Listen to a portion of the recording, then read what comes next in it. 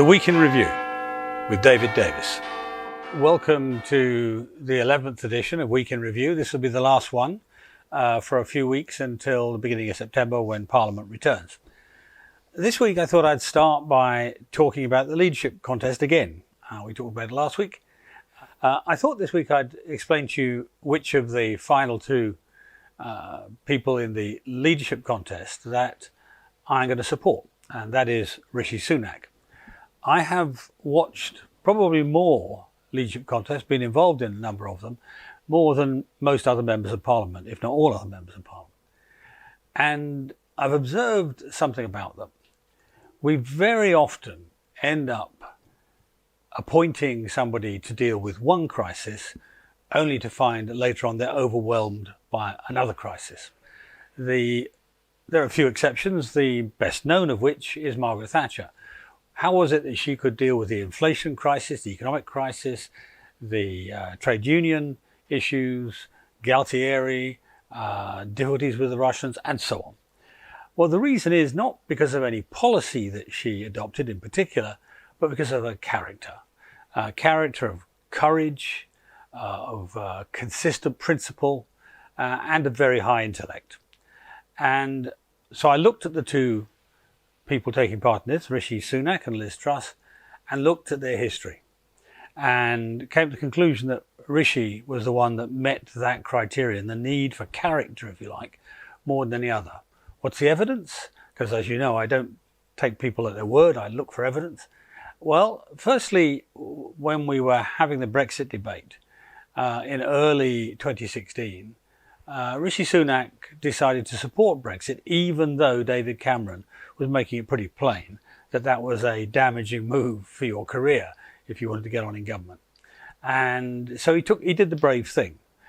Liz Truss, for whatever reasons she chose to, did the opposite and supported, as it were, the establishment line. Then we had the COVID crisis. Rishi by then was Chancellor and took actions which at the time were brave. They may look obvious in hindsight, but it stopped the economy going into free fall. Indeed, was described by the IMF as the fastest and most integrated approach to dealing with the economic problems of COVID of anybody in the world. So that, again, was the brave and thoughtful and difficult thing to do. Now he's arguing on the whole question of the economy and whether or not we should give out lots of tax cuts. Now, I'm a low tax Tory, but I can see well why he's concerned about Liz's approach to tax cuts, because on the basis of our own economist, Patrick Minford, she'll need to put up interest rates to 7% to do that. That's the base rate, which means the mortgage rate will be 8, 9 or 10% and commercial rates similarly. And he's worried about that. It's thousands and thousands of pounds on an ordinary family's cost of living. So that's the reasoning. At every turn, he's taken not the populist or the easy or the establishment line. He has taken an independent line and stood up for it. And for that reason, I have decided to support him for the leadership, even though he looks to be not the bookie's favourite at the moment. He looks to be number 2, but we've got 6 weeks to correct that.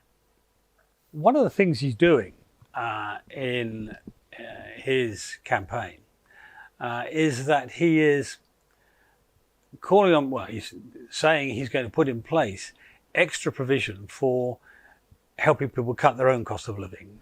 Energy is the biggest individual issue, and one of the things he wants to do is to put government measures in place to help people increase the insulation of their houses. Why do I pick that out of all the hundreds of proposals he's come up with? Well, because the last week has been an absolutely sweltering heat wave in Britain. And one of the things insulation does, by the way, is it doesn't just keep your house warm in winter, it keeps it cool in summer. And we, unlike Mediterranean countries, have not built our houses to keep us cool. So just one side effect of the leadership contest is perhaps in future we're better prepared for heat waves as well as cold winters. In the last couple of weeks, there's been some legislation going through the House which almost nobody's paid attention to because of the leadership contests and all the other controversies around the final days of Boris Johnson. The piece of legislation I'm interested in on this occasion is the Genetic Technology Precision Breeding Bill. That might sound very arcane, but what it does is set about modernising the legislation that covers GMO, genetically modified organisms. The reason is, well, one of the reasons is because crop experts have now looked quite closely at what the maximum yield, let's say for wheat or other crops, you can get in given zones, whether a temperate zone, a Mediterranean zone, northern zone, and so on. And they worked out that we can probably double the yields if we do sufficiently precise modification, genetic engineering on those crops. However, these things have to be done very carefully. People are quite rightly careful in their views about GMO crops, genetically modified crops, and I agree with that. So that's one of the bills that's going through the House. It had its second reading a couple of weeks ago, and you'll see it making its way through the other stages in the autumn, and I'd recommend you keep an eye on it. As you know, I am very keen on us becoming world leaders in AI, but also I'm keen on us getting it right. They don't have biased AIs or AIs that can do risky things or do the wrong thing. And this week there was an AI devised, or not devised, but written up, called Megacin.